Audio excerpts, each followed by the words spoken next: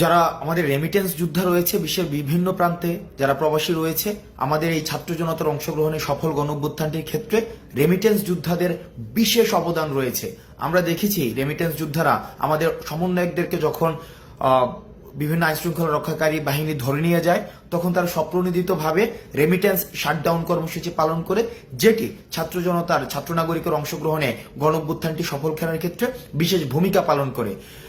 এই কয়েকদিনে আমরা দেখেছি যে বিভিন্ন প্রবাসী বা রেমিটেন্স যোদ্ধা আমাদের সাথে বিভিন্নভাবে যোগাযোগ করতে চেষ্টা করেছে এবং তারা তাদের বিভিন্ন দাবি আমাদের কাছে পৌঁছাতে চেষ্টা করেছে।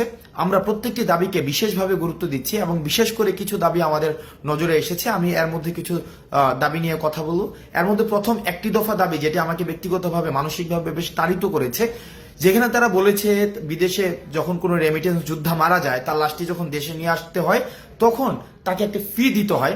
আমরা এই জায়গায় তারা এই ফিটি চাচ্ছেন না বা এই ফিটি তারা দেওয়ার মতো, বা আমরাও এটা মনে করি যে রেমিটেন্স যোদ্ধা যারা দেশের জন্য বাইরে থেকে কাজ করেছে, তাদের যে অপঘাতে মৃত্যু বা স্বাভাবিক মৃত্যু যখন হয়, তারা যখন দেশে আসতে চায় বা দেশে তাদের লাশটা নিয়ে আসতে হয়, সেক্ষেত্রে আমরাও বিশ্বাস করি কোনো ধরনের ফি থাকা উচিত নয়। সুতরাং এই বিষয়টি নিশ্চয়ই অ্যাড্রেস করা হবে।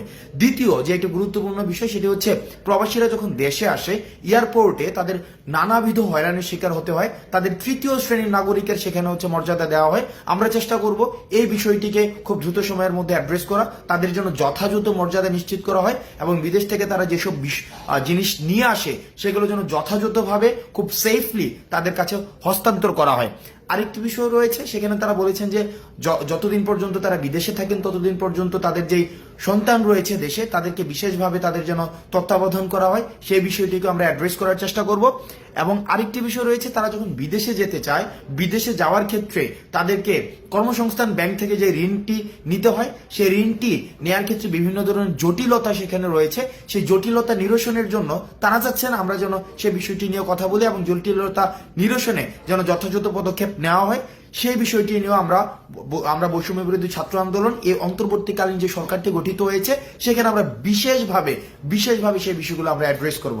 এখন বর্তমানে যারা রেমিটেন্স যোদ্ধা বিশ্বের বিভিন্ন প্রান্তে রয়েছেন, আমরা আহ্বান জানাবো আপনাদের কাছে, বাংলাদেশ যে অন্তর্বর্তীকালীন সরকার গঠিত হয়েছে, সেই সরকারের হাতকে শক্তিশালী করার জন্য এবং আমরা যেই বৈষম্যহীন বাংলাদেশের স্বপ্ন আমরা দেখেছি, সেই স্বপ্নকে প্রভাবিত করার জন্য, সেই স্বপ্নকে গতিশীল করার জন্য এবং সেই স্বপ্নকে বাস্তবায়ন করার জন্য আমরা বিশ্বাস করি রেমিটেন্স যোদ্ধাদের সহায়তা ছাড়া সেটি কখনোই সম্ভব না। আপনারা রেমিটেন্স যোদ্ধারা যারা বাংলাদেশকে ধারণ করেন, বাংলাদেশকে বিশ্বাস করেন, যারা বাংলাদেশের এই যে অগ্রযাত্রাকে এগিয়ে নেওয়ার ক্ষেত্রে বিশেষ ভূমিকা পালন করছেন, আপনারা আবার আগের মতো যেভাবে রেমিটেন্স সরবরাহ নিশ্চিত করার মধ্য দিয়ে বাংলাদেশকে স্বনির্ভর করেছেন, সেভাবেই আবার রেমিটেন্স সরবরাহ আপনারা নিশ্চিত করবেন। আমরা এই অন্তর্বর্তীকালীন সরকারে আমাদের ছাত্র প্রতিনিধি যারা রয়েছেন, তাদের অংশগ্রহণের মধ্য দিয়ে আপনাদের না বলা কথাগুলোকে আমরা তাদের কাছে পৌঁছে দিব এবং আমরা প্রতিশ্রুতি দিচ্ছি আপনাদের এতদিন পর্যন্ত যেসব দাবিগুলো বাস্তবায়ন হয়নি, সেই সব দাবিগুলো বাস্তবায়নের ক্ষেত্রে আমরা স্পোকসম্যান হিসাবে কাজ করব। আপনারা বিশ্বের যে প্রান্তে থেকে বাংলাদেশকে প্রতিনিধিত্ব করছেন, আপনাদের সবাইকে সালাম জানাচ্ছি। সালাম আলাইকুম।